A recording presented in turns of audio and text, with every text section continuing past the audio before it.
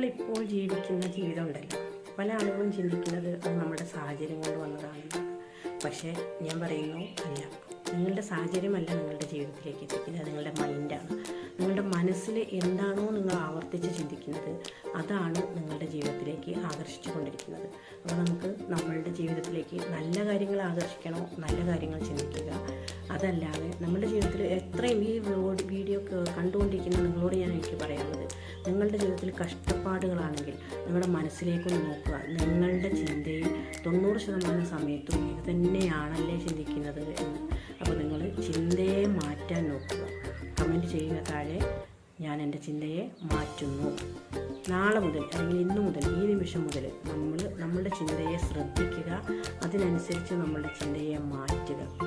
ചിന്തയിൽ നല്ല പോസിറ്റീവായിട്ടുള്ള കാര്യങ്ങൾ, ഒരു അസുഖമുള്ള ഒരാളാണിത് കാണുന്നതെങ്കിൽ പറയുക, എൻ്റെ അസുഖങ്ങൾ മാറി, എനിക്ക് അസുഖങ്ങൾ മാറിയതുപോലെ ഫീൽ ചെയ്യുന്നു. അതിനെ വിശ്വസിച്ചുകൊണ്ട് നിങ്ങൾ ജീവിച്ചുകൊണ്ടിരിക്കുകയാണെങ്കിൽ, ചിന്തയിൽ ഒരിക്കലും നെഗറ്റീവ് വരാതെ ശ്രദ്ധിക്കുകയാണെങ്കിൽ തീർച്ചയായിട്ടും നിങ്ങളുടെ അസുഖം മാറുന്നതായിരിക്കും, ഗ്യാരണ്ടിയാണ്.